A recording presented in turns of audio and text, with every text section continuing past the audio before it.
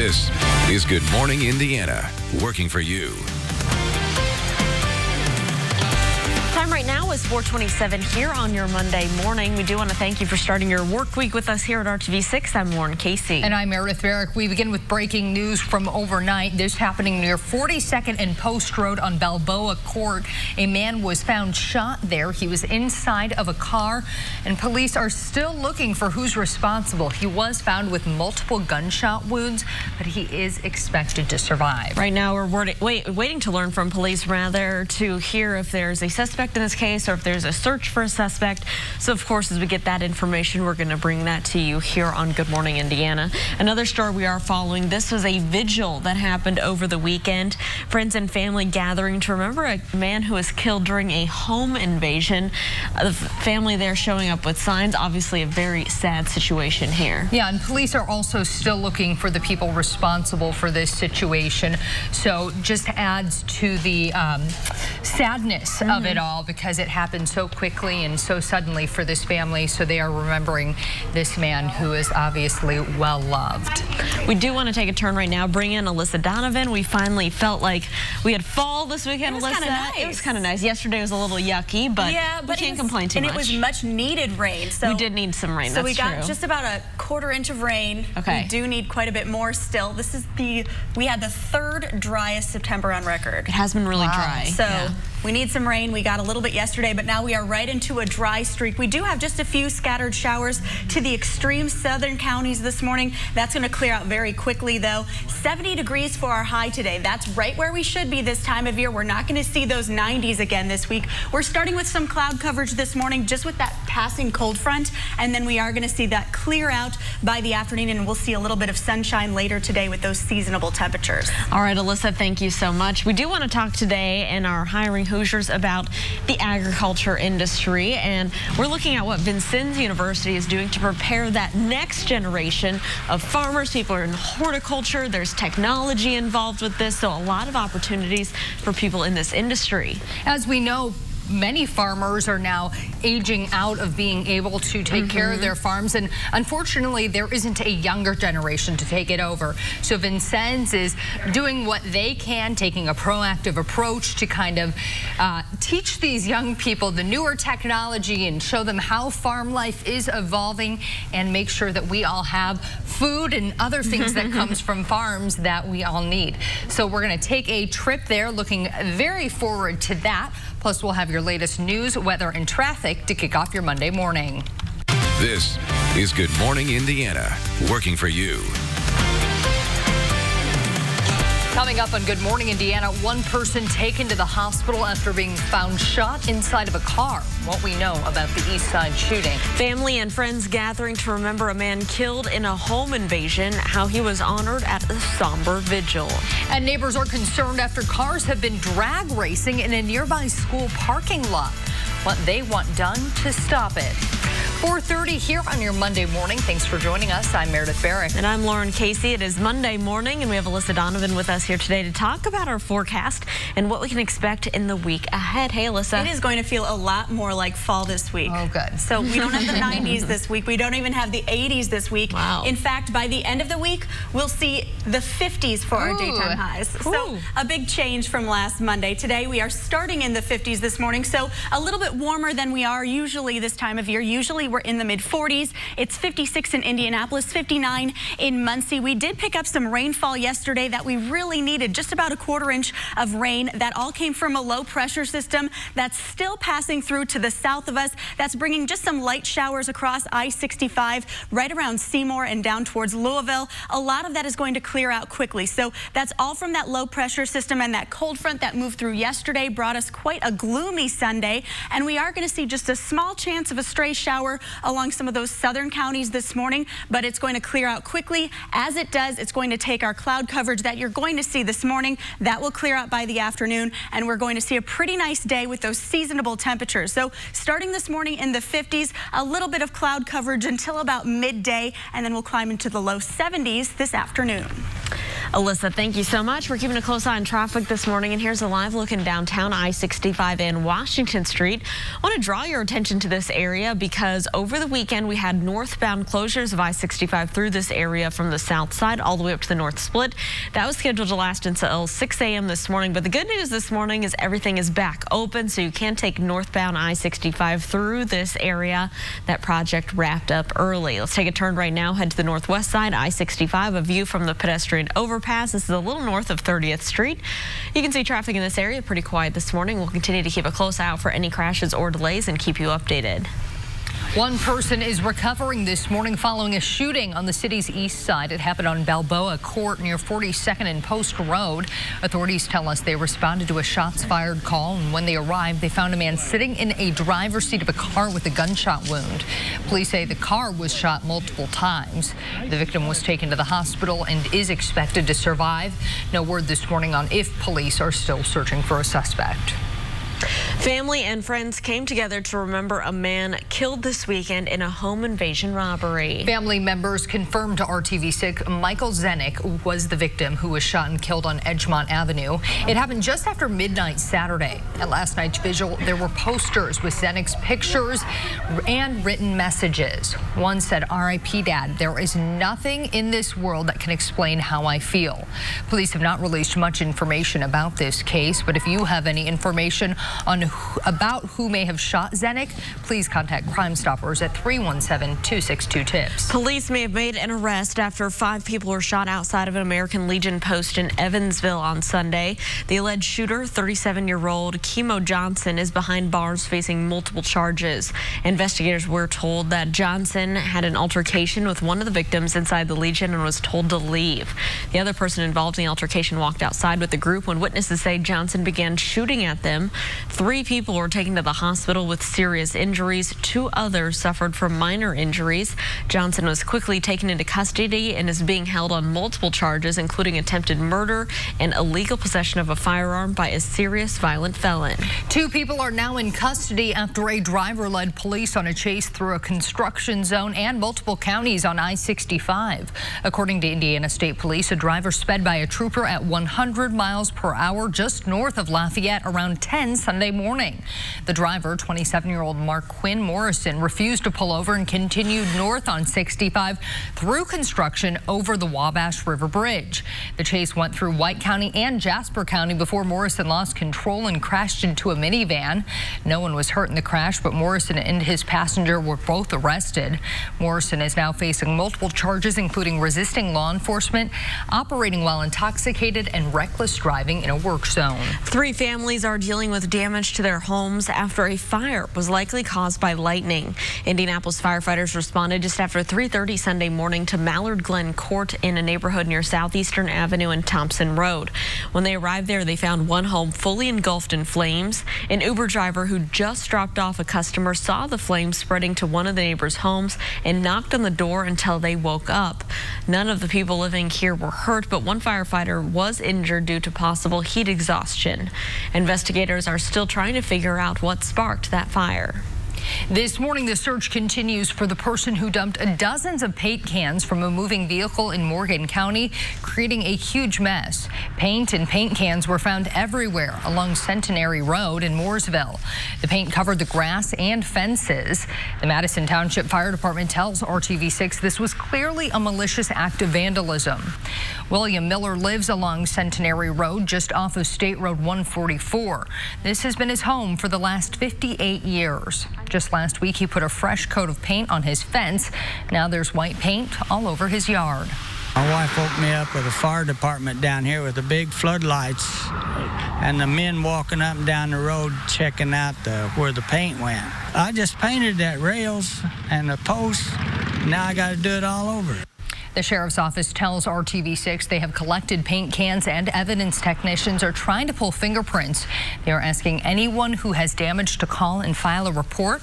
And if anyone remembers seeing something suspicious like a vehicle or someone throwing out paint, on October 1st or 2nd in the area of Centenary, Man Road, or State Road 144 to call police. Neighbors are concerned after people have been using a Southside Elementary School parking lot for drag racing. A woman who asked not to be identified out of concern for her safety said this keeps happening in the back lot of Rosa Parks Elementary School.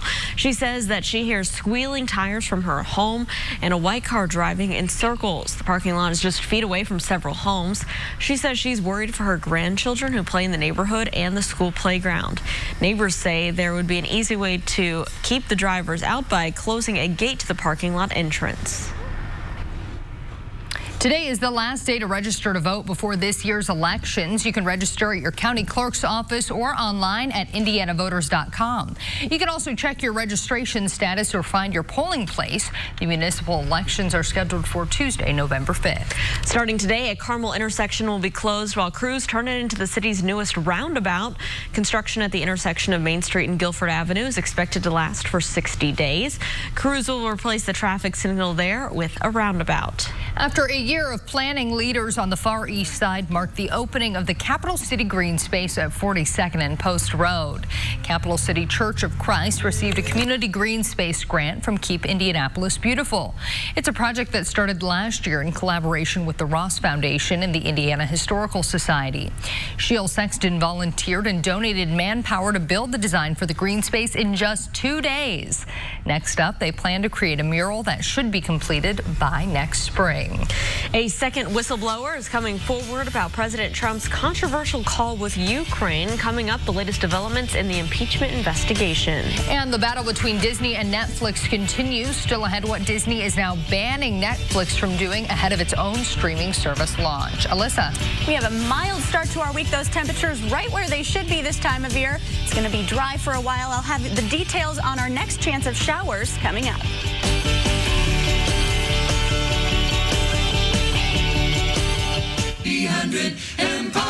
Today.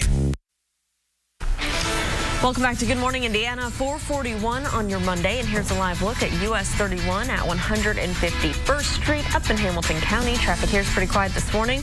We'll continue to keep an eye on things and keep you updated. A second whistleblower is now coming forward about President Trump's dealings with Ukraine. ABC's Inez de la Cotera explains what this means in the impeachment investigation. Overnight, Democrats applauding news of a second whistleblower coming forward.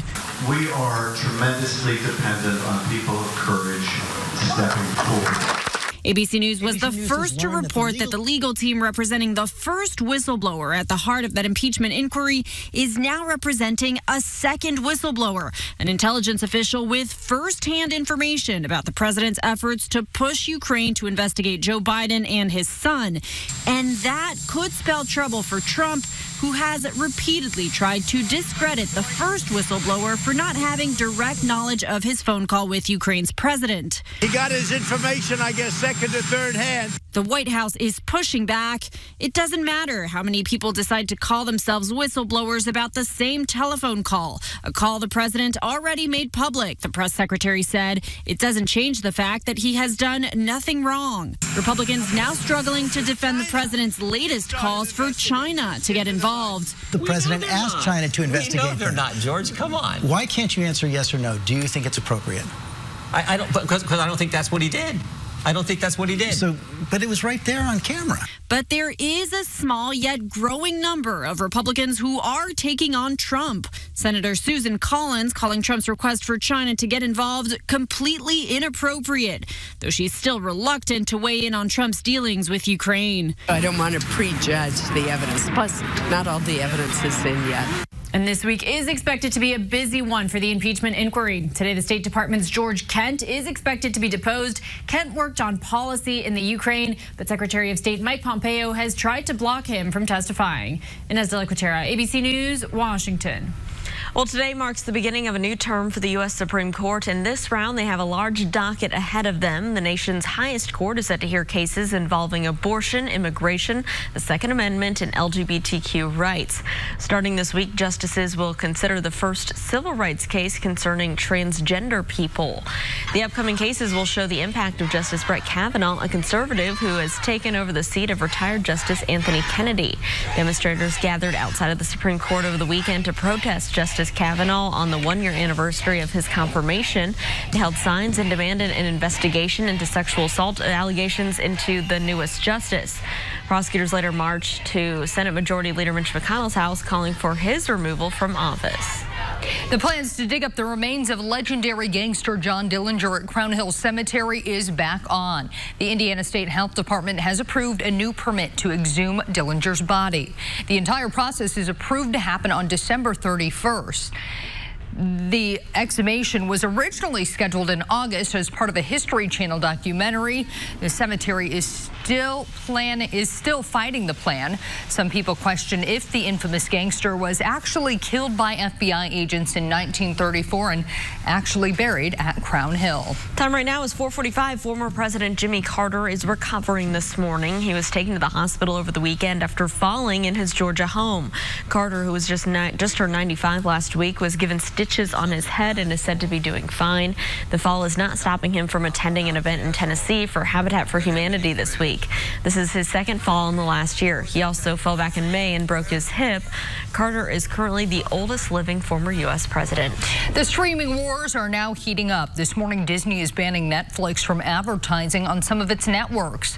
The move comes as Disney continues to move forward with its own streaming channel. Netflix ads will no longer run on ABC, FX, Freeform, and National Geographic. However, Disney says Netflix can still advertise on ESPN because the streaming service doesn't offer live sports. Disney's streaming channel Disney Plus is set to launch next month. At 4:45 on your Monday morning, Alyssa's checking in on the weather. And we are starting out mild this morning, a little bit above average with those temperatures. You're also going to notice it's just a smidge muggy as you step outside, and that's just because we had that moisture move through yesterday from that passing low pressure system. Today, we're going to see that high pressure build in. That's going to bring us some seasonable temperatures this week. It's also going to keep us dry for most of the week. Our next chance of storms doesn't come until the end of the week. Friday and Saturday will be the next chance we see those storms. Right now, we are in the 50s this morning, so a little bit above average. Usually we are in the upper 40s. We're in the upper 50s. We'll see those temperatures drop a little bit yet this morning, but that humidity is very high, 97%, that dew point at 55 degrees. So that's why you are going to notice that mugginess as you step outside. Winds out of the west-northwest about 5 miles per hour. We are going to see those shift a little bit to become a little bit more northerly, which will bring us some cooler air over the next couple days. So we are tracking just a few stray showers to the south of us. That's to the extreme south,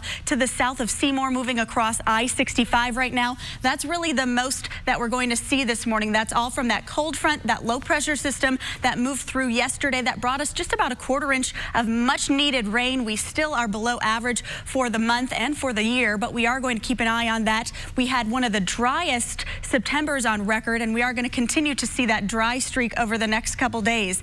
High pressure is building in behind this. So what that's going to do is clear out a lot of our cloud coverage. Those showers are going to move quickly out of the area this morning, and then we'll see some cloudy skies through about mid-morning before that high pressure really takes over and brings us some clearing skies and sunshine. Temperatures climbing into the average range. This is where we should be this time of year, into the low 70s. We are going to see those temperatures climb a little bit throughout the week, and that's just because we're going to see so much sunshine. That's going to help with our daytime heating. Next chance of showers and storms comes late Friday and into Saturday with this passing low pressure system. As that moves through, expecting a little bit of rainfall, possibly some showers and thunderstorms mixed in there as well. And then it's also going to take our temperatures way down. We'll be into the 50s by the weekend. So a big temperature swing, not nearly as warm as we were last week. Today, starting cloudy this morning, we'll see a lot more sunshine by the afternoon. Those temperatures right where they should be in the low 70s. Tomorrow,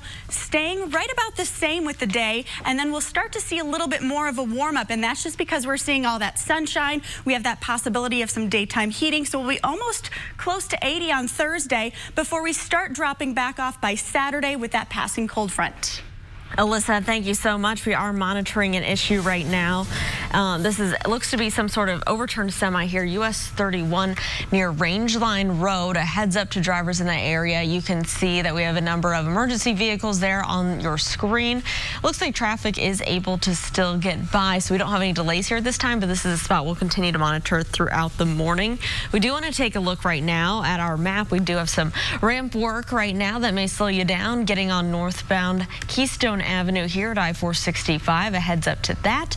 And we also want to give you a live look in the downtown area. I-65 here in Washington Street, northbound lanes of I-65 at Washington Street and all the way down from the south side. Back open this morning after that weekend road work, scheduled to last until 6 a.m. this morning, but it has reopened early, so you do not need to take a detour. Confetti tossing actor and comedian Rip Taylor has died. His publicist says Taylor was hospitalized in the ICU after having a seizure last week. He began entertaining while serving in the Army during the Korean War. Taylor's signature style became funny costumes and props, the handlebar mustache, and of course, confetti. He was a frequent guest in 70s game shows, including The Gong Show. Rip Taylor was 84 years old. Guests on the newly opened Disney Skyliner at Walt Disney World were briefly trapped after a new transportation system broke down.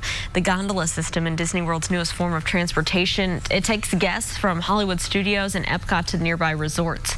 Guests were stuck for hours, and firefighters had to rescue several people who were stuck on board. Thankfully, though, no one was hurt. It's unclear right now what caused that Skyliner to stop. Carving jack-o'-lanterns is a popular October tradition, but how about doing it underwater? After the break, how scuba divers are taking on the challenge. And it was a big night for Colts fans. Sunday night football here, and new at 5 o'clock. We'll have all the highlights from this tight matchup against Kansas City. But first, I'm Seema Iyer, and coming up today on Court TV, jury selection is underway in Fort Myers, Florida for the Hitman murder trial. Both sides trying to pick a death penalty qualified jury. That jury will decide if Jimmy Rogers lives or dies if convicted for the murder of Dr. Teresa Sievers. But was her death orchestrated by a greedy husband? We'll dig through all the details of this fascinating case today on Court TV. And don't forget, you can watch the all-new Court TV live on your mobile device by visiting CourtTV.com. We'll be right back.